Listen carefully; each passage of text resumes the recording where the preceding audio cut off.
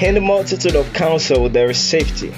Welcome to the All Things Then podcast, a vision inspired by the truth found in God's Word and designed to inform, educate, and impact you in every way. My name is Akintunde, and I am your host. Join us as we embark on a journey to becoming a better version of ourselves.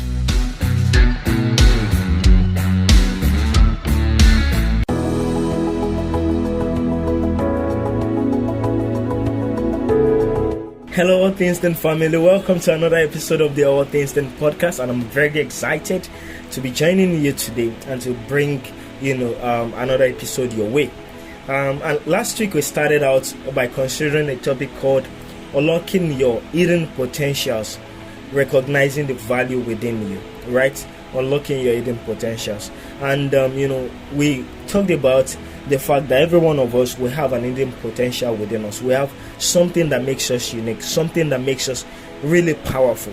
And hey, I know that some of us might have a very low self-esteem, and having a low self-esteem simply means that you don't believe in yourself. Simply means that maybe other people have said so much negative things about you that you actually think that nothing good can come out of you. So you might hear some people ask themselves, what if I'm truly broken? What if I have no value? What if nothing good can come out of my life? What if I can't really make it? What if I can't get to the global scene? What if I'm just destined to be in this spot? I wish you were right, but you're not, right? God created you beautifully. The Bible actually established that all things God created are good. The Bible says that God created us in His image and after His likeness. God is a great God. Definitely, if God created you after His image, then the potentials that God has within Him is what you have within you as well. You are beautiful, you are amazing, you have the power to create because God created the whole world out of nothing. So you have a power to create, you have a power to dominate, to take control, to establish territories. There's a lot of potentials within you. But the challenge is that you have been listening to the wrong people. You have been paying attention, and this may not be your fault. Sometimes it's your environment. But now that you know that, okay, I have the power to take charge of my thoughts, to take charge of what I listen to. The Bible says, as a man thinketh in his heart, so is he. Right? So what do you think in your heart? What do you meditate within your heart? What do you consider within your heart? What are the things that you allow to form the fulcrum of your thoughts? Some of you, the songs you listen to, they are very cursive. Right? They tell you that, there's nothing good that will come out of you, and you listen to them. You say you're listening to it because of the beat. That's not something you should pay attention to. For some other people, the kind of friends you gather around, a place like Lagos, Nigeria, is somewhere where people literally greet themselves with curses. Aboria, are you mad? These are like ways they greet themselves. That's not an encouraging way to greet somebody. That's not a way to talk yourself into prosperity or into unlocking your potentials. No, call yourself who you are. Call yourself. Say the things that God has spoken about you. Say the things that has been said about you. Right? So we need to understand that now at this moment, yes, people might have said a lot of things about you, and some people might have said that you are very ugly. Some people might have said that you're not brilliant or you're not intelligent. Some people might have said that you are not from a wealthy home and so nothing can come out of your life. Some people might have said all sort of things. But believe me, you have a power to choose what you believe. It's what you believe that will work for you, right? So you need to start thinking of what God sees you as, where God sees you, where He's taking you to, right? And last week I remember, mentioning two specific points, as part of the things that can help you unlock your hidden potentials. One of which I said is it's your personality, right? Understanding the kind of person that you are. Every one of us will have a personality, right? And we talked, very, very interestingly about that last week. I think you should check that out if you haven't listened to last week's episode. Again, I also mentioned that every one of us are in relationships. Our relationships are, and I'm not saying dating or courtship, you have relationships with friends as well. And these are the things that define you. So your relationships also shape you. They shape the kind of person you are becoming. They shape the kind of person you will turn out to be. So you need to be very watchful about your relationship. And the next thing I want to talk about is your mindset, right? And earlier I said that it's what you believe that will work for you. Some people call this then faith, right? Faith is literally your belief, the belief that you have, what you trust, what you believe, right? Some people call it the power of positive thinking, right? Philosophers will call it the power of positive thinking. Your ability to think positively about yourself and about your future, right? So, but again, your mindset really matters. Again, last week I said that as a man thinketh in his heart, so is he, right? So you need to understand that everything about your life begins from your mind. Begins from your mind. Where you are going, where you've been in the past, comes from your mind. What you think, the way you think of yourself. So if you believe that you can make it, definitely you begin to journey the path. As a matter of fact, I learned something some weeks ago. What I learned was that when you, for example, if you're in an environment and there's a problem, when you say that, okay, there's a problem, I don't think it can be solved, what you do is that you shut your mind of the possibilities of you getting a solution to that particular problem. But when you see a problem and you're like, okay, what can we do about it? There are there are differences between the two perspectives. One says that I don't think it can be solved, or this is a problem, then this is the end. The other thing says that, oh, this is a problem, how do we go about this and how can we solve it? What can we do about this? So what happens is that when you think of the problem, when you say that, I don't think this can be solved, or this is the end of it for us, what you do is you put this problem at the center of your face and you will never see a solution, because the problem is all you will be looking at. But when you ask yourself, okay, what can we then do about this thing? How can we go about it? Then your brain begins to think of possibilities of how you can navigate that particular challenge. I'm sure, several of us, we've had maybe in one or two challenges in our lives, right? I could recall a friend of mine, Tommy Singh. She's been on this podcast before, sharing with us when she became the best graduating student at Obafemi Awolowo University. And part of the questions or part of the discussions that we had was around how did she survive financially in school, or was it that like her parents were supplying all her needs and all those stuff? And she said no, that she didn't have everything. As a matter of fact, she didn't even ask as much as people might think that people may have thought she had, right? Because oftentimes you might just think that, okay, because this person has everything put together, that's why they are able to focus on their studies. But no. So she said that she knew that, okay, because she didn't have much resources, that's the more reason why she has to do better, so that she can have access to scholarships, have access to many benefits like that. So again, that's our own way of thinking. She was able to think through positively. And so I think that we need to also start thinking positively about ourselves. Alright? Our lives work in the direction of our mind. If you think positively about yourself, if you think that you're going to make it in life, even if at the moment you're staying in a ghetto, even if you don't have the resources, even if you're not from a wealthy home, but if you think that you're going to take the global stage, if you think that you can change the world, your mind is already thinking in that direction, and then it's going to happen. How it's going to happen, I don't know, but it's going to happen, because how you think, the way you think, the way the world works is that when you declare a thing, the forces of the earth begin to come together to make it happen. So that's how it works. And this is where I also want to emphasize the power of confession, right? It's always good to have confessions regularly. So for example, I could remember when I was a teenager, one of my teens teachers, Mr. Abayomi Aderinto, would say something like that. He had a friend, I've forgotten the guy's name, and he would say that his friend would, I think maybe a day or something like that, he will always say that I can never be poor. Like in his conversation with people, he will always say it, that I can never be poor. So at a point in time, they started calling him Ade I can never be poor, or his name I can never be poor. Do you understand? So, and that became his reality. And so I remembered, when he shared with us that testimony, he was saying that by the time, I think few years down the line, the guy already had houses in Banana Island. I mean, he was really wealthy. He was not poor.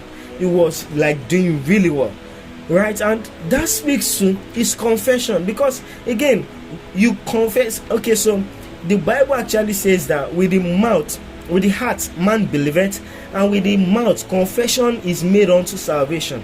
So what you believe is what you speak out, right? What you believe in your heart is what you speak out. So that's why you need to start confessing positively. When you start confessing positively, it will get to a point in time your heart will align with your confession.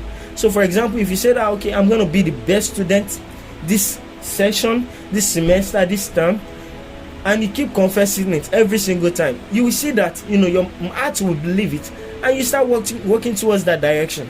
If you believe that you're going to establish one of the greatest companies all over the world, you will see that over time, as you keep confessing it and you are doing the work, your heart will believe it, and you start working in that direction. And that is very crucial. So another thing you need to do to unlock your hidden potential is to recognize your areas of strengths. Recognize your areas of strengths.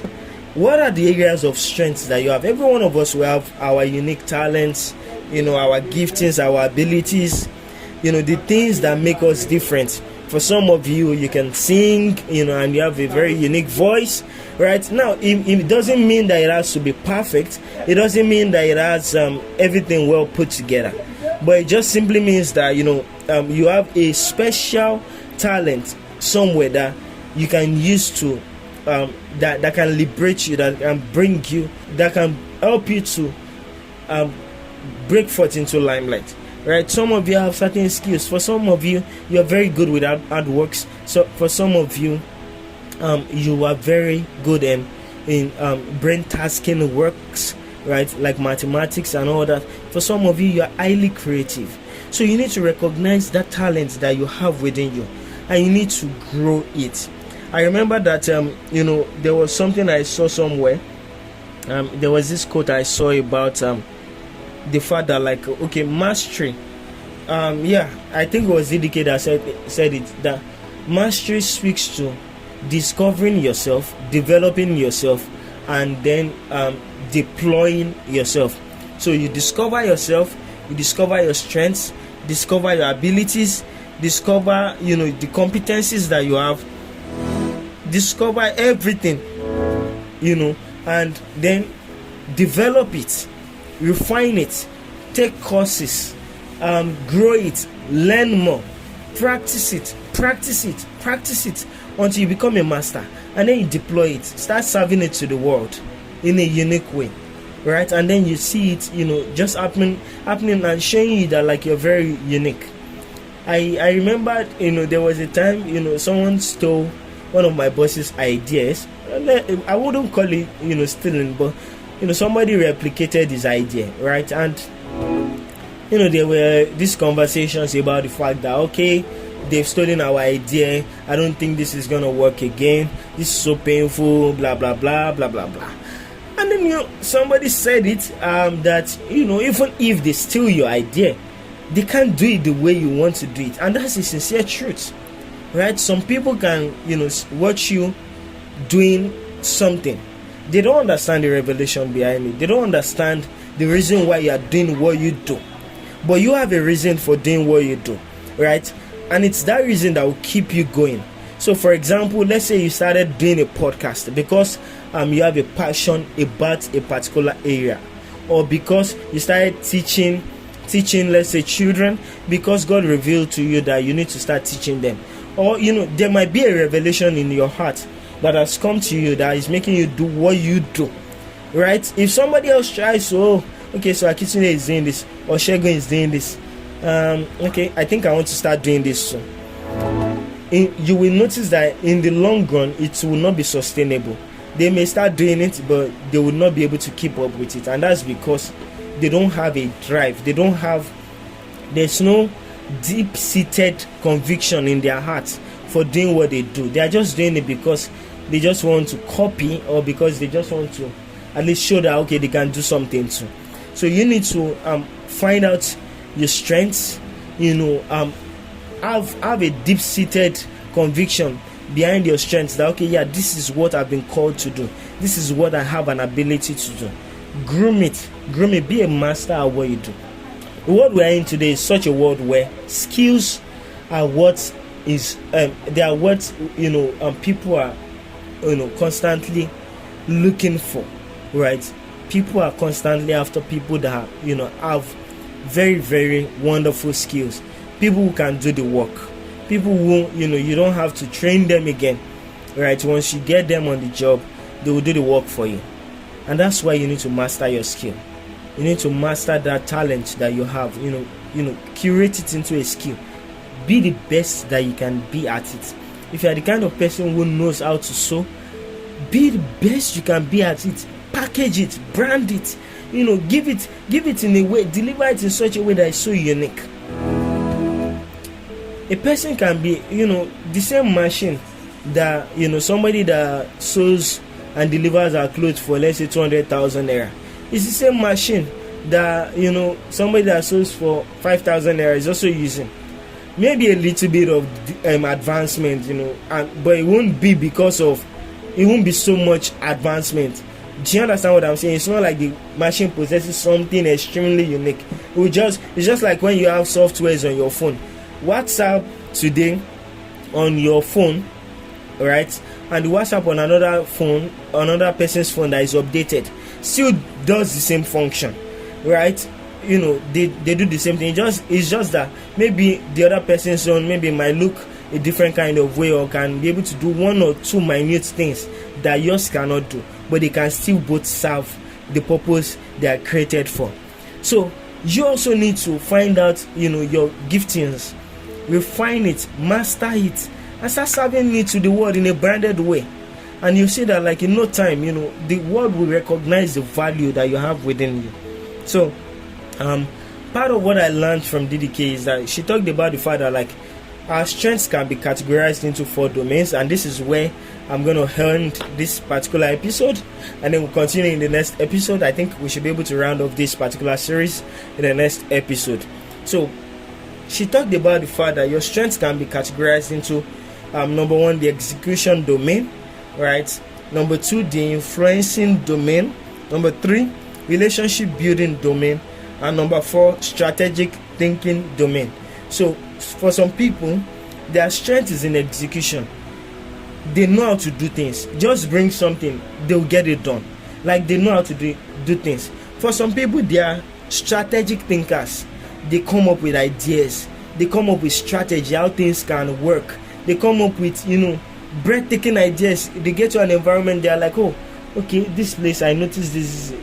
Why don't you let us do this thing, this? I fall into that category. Now, this does not mean that, every one of us cannot function in all of these categories. We can function in all of these categories, especially if you build yourself in that capacity to function in that multi-dimensional capacity, right?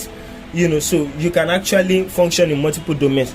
So for some other people, they are in the influencing domain. They are very persuasive. They know how to talk. These are people like that are sanguines. They like talking. They like meeting people. People like them. Once they talk to people, they are always very lovable. I had a friend like that back in my university days. Her name is Ife Adek. Ife Adek, is somebody that, like, if she gets into any environment, I mean, you just notice her presence. She's just very kind. She's sweet, and you just like her. It's just natural. You can't help but to like her. That's just the way she's wired. Well, some people, no matter how hard they try, you will never like them. So some people are like that. They are influencers, so they are in the influencing domain. So if you are not able to function in that influencing domain, don't feel bad about that. You recognize your own hidden strength. You might be a doing person, somebody who can get things done, somebody who, when they need to execute projects, you are the go-to person. You might be the strategic thinker that when a company is looking for an idea, when an organization is looking for something that will liberate, their society, it's you that they can always go to. All right. And the last domain we have is the relationship building domain. These are people who are very loyal. They know how to, nurture relationships. They know how to grow relationships. And, over time, you just see that those relationships, they become assets to them. So, again, you can function in all of these domains, and if you are still, finding yourself limited to one domain, right, you can grow into the others. But make sure that, you strengthen your domain area. So that's it about strength. I hope you learned one or two things on today's episode, and I hope you enjoyed listening to today's podcast. Thank you for listening today. I'll catch you up at the next episode. Bye-bye. Thank you for listening.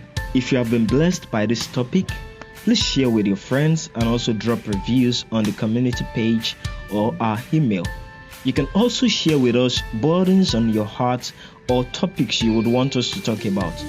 Feel free to give to promote the spread of this podcast by partnering with us on our website at allthingsdenpodcast.disha.page. Thank you for your constant support. See you next week.